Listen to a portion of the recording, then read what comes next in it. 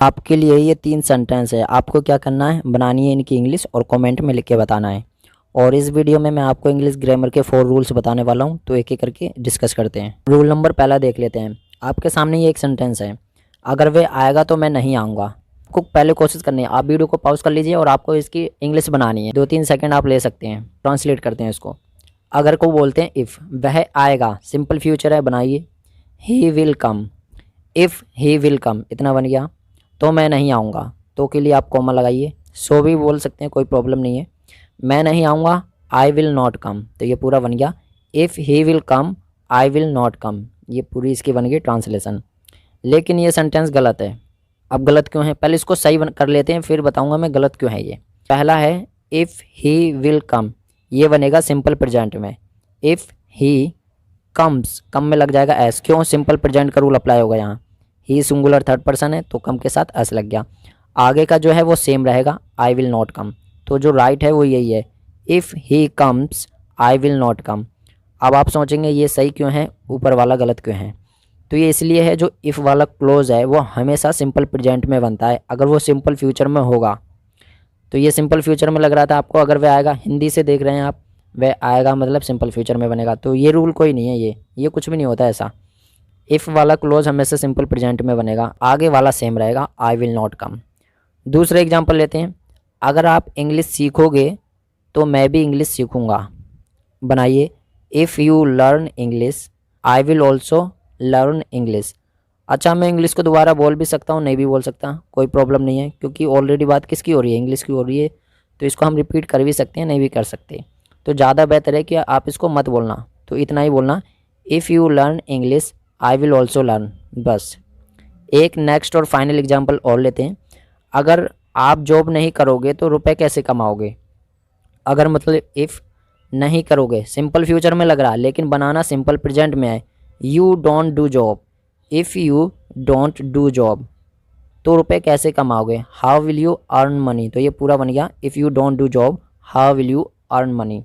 एक एग्जाम्पल ये आपके लिए है, अगर मैं वहाँ जाऊँगा तो वह नहीं आएगा। आपको क्या करना है, इसकी बनानी है इंग्लिश और कमेंट में जल्दी से लिख के बता दीजिए।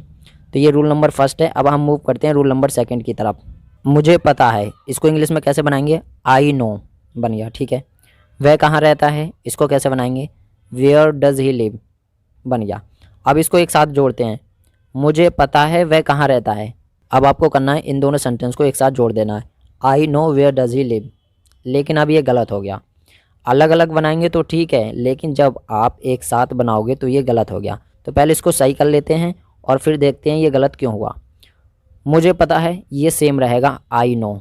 वह कहाँ रहता है, वेयर ही लिव्स, तो ये पूरा बन गया, I know where he lives. अब ये ऐसा क्यों बना, तो सबसे पहले आई नो ये तो सेम टू सेम बन जाएगा।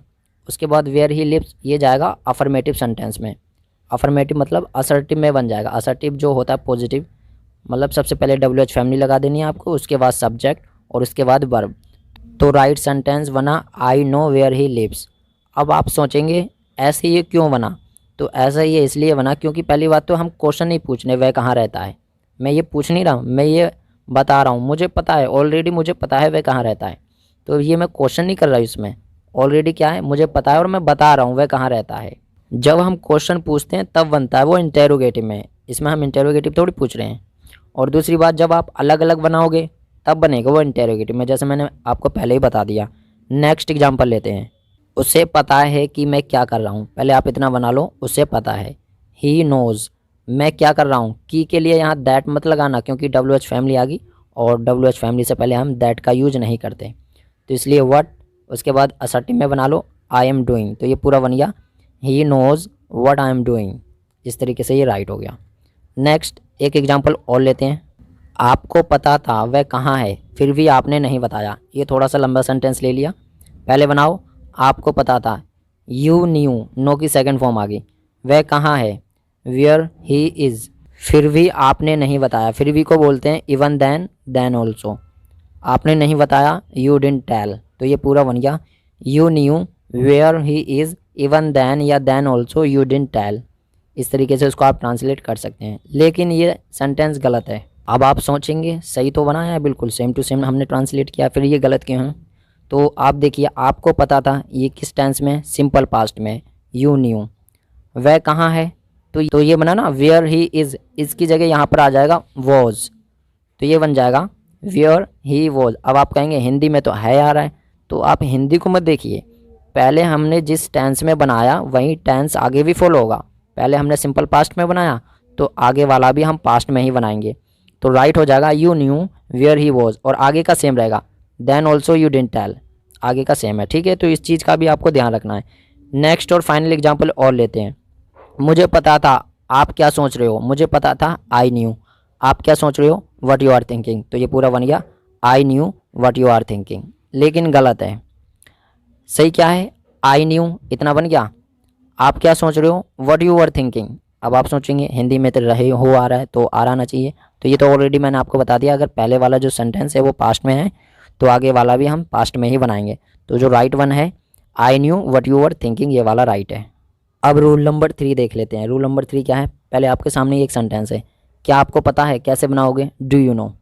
दूसरा सेंटेंस है आपके पास, वह कहाँ जाता है, कैसे बनाओगे, वेयर डज ही गो। तो ये साथ मिलाएंगे, क्या आपको पता है वह कहाँ जाता है, तो आप कैसे बनाओगे, do you know where does he go, ऐसे बनाओगे, नहीं गलत, ऐसे नहीं, ये नहीं बनेगा। अगर आप इन दोनों सेंटेंस को अलग अलग बनाओगे तब तो ठीक है, जब आप इनको ज्वाइन कर दोगे ना तो ये गलत हो जाएंगे। गलत क्यों होंगे, पहले इसको सही कर लेते हैं और फिर देखेंगे ये ऐसे ही क्यों बना। तो सही है, पहले वाला जो है डी यू नो, ये तो अपनी जगह फिक्स है, इसमें कोई भी छेड़छाड़ हम नहीं करेंगे। आगे वाला जो है वो असर्टिव में बनेगा, यानी कि अफर्मेटिव में। वेयर ही लिव्स, ही है तो लिव में क्या लग गया, एस, सिंगुलर थर्ड पर्सन का हम यहाँ पर जो रूल है वो अप्लाई करेंगे, और आगे आ जाएगा मार्क ऑफ इंट्रोगेशन। तो ये पूरा बन गया do you know where he lives. अब आप सोचेंगे ये ऐसे ही क्यों बना, ऊपर वाला गलत क्यों है, तो देखिए ये दो इंटेरोगेटिव सेंटेंस है, डू यू नो ये इंटेरोगेटिव है, वेयर डज ही लिव ये भी इंटेरोगेटिव है। कभी भी दो इंटेरोगेटिव सेंटेंस एक साथ नहीं बनते, तो पहला वाला तो इंटेरोगेटिव रहेगा और जो बाद वाला होगा उसको हम अफर्मेटिव में चेंज कर देते हैं। नेक्स्ट एग्जांपल लेते हैं, क्या उसे पता था, डिड ही नो। आगे बनाते हैं, आप कल क्यों नहीं आए, Y didn't you come yesterday. जब आप इसको एक साथ जोड़ोगे तो ये गलत है, क्यों गलत है, क्योंकि आपको बताया एक साथ हम इसको नहीं जोड़ेंगे। एक एग्जांपल और लेते हैं, क्या आपको पता है ताजमहल कहाँ है, क्या आपको पता है, डू यू नो ताजमहल कहाँ है, where the Taj Mahal is, do you know where the Taj Mahal is, ये वाला राइट है। ऐसे मत बना देना do you know where is the Taj Mahal, ये गलत है, क्योंकि दो इंटेरोगेटिव कभी एक साथ नहीं बनते। एक एग्जांपल आपके लिए है, क्या अमन को पता है हम उससे बात क्यों नहीं करते। इसकी इंग्लिश आपको बनानी है और कमेंट में लिख के बताना है। अब हम मूव करते हैं लास्ट रूल की तरफ। आपके सामने ही एक सेंटेंस है, जब से मैंने ट्यूशन ज्वाइन किया है इंग्लिश सीख रहा हूँ। आपको क्या करना है, इसको बनाना है इंग्लिश में, पहले आपको खुद कोशिश करनी है। वीडियो को आप पॉज कर लीजिए। चलिए मैं इसको ट्रांसलेट करता हूँ। जब से मतलब सिंस, सिंस को बोलते हैं हम जब से। मैंने ट्यूशन ज्वाइन किया है, प्रेजेंट का परफेक्ट है, आई have joined the tuition. English सीख रहा हूँ, आई एम लर्निंग इंग्लिश। आई को मैं यहाँ लिख भी सकता हूँ, नहीं भी लिख सकता, क्योंकि ऑलरेडी आई एक बार आ गया है। तो ये पूरा बन गया, since I have joined the tuition I am learning English. गलत है, इस तरीके से इसको हम नहीं बनाएंगे। अब देखिए स्टार्टिंग में सिंस आया, तो सिंस आया तो आपको पता ही है जब भी सिंस और फॉर आता है तो हैज़ बीन और हैव बीन का यूज होता है।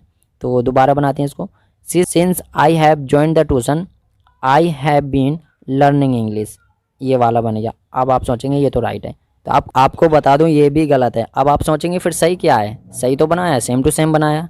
तो एक रूल है, सिंस जो आ रहा है, सिंस के बाद आपने जो ट्रांसलेट किया ये प्रेजेंट परफेक्ट में बनाया, लेकिन ये हमेशा सिंपल पास्ट में बनेगा।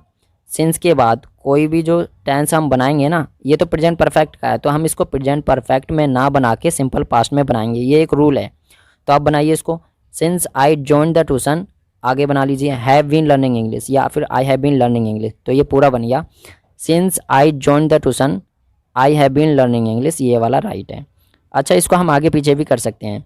आई हैव बीन लर्निंग इंग्लिश मैं पहले बोल सकता हूँ, उसके बाद बोल सकता हूँ since I joined the tuition, ये राइट है। आगे पीछे हम सेंटेंस को घुमा फिरा सकते हैं, लेकिन सिंस के बाद हमेशा हम सिंपल पास्ट में ही बनाएंगे जब भी आपको लगे ये प्रेजेंट परफेक्ट है। ये चीज़ आपको ध्यान रखनी है। एक एग्जांपल और लेते हैं, जब से भारत आज़ाद हुआ है हर कोई खुश है। जब से भारत आज़ाद हुआ है, अब आप सोचेंगे ये प्रेजेंट परफेक्ट में बनेगा, नहीं बनेगा, सिंपल पास्ट में बनेगा। जब से, सिंस भारत आज़ाद हुआ है, इंडिया गॉट फ्रीडम, हर कोई खुश है, every one is happy. Since India got freedom every one is happy, गलत है, एवरी वन इज़ हैप्पी नहीं होगा, क्या होगा, everyone has been happy, ये वाला राइट है। तो राइट सेंटेंस है since India got freedom everyone has been happy. इस वीडियो में मैंने आपको पूरे 4 रूल बताए हैं जो अक्सर लोगों को पता नहीं होते। आई होप आपने इस वीडियो से कुछ नया सीखा होगा। अगर आपका कोई डाउट है तो कमेंट में लिख के पूछ सकते हैं। तो मिलते हैं किसी नेक्स्ट वीडियो में अच्छे टॉपिक के साथ।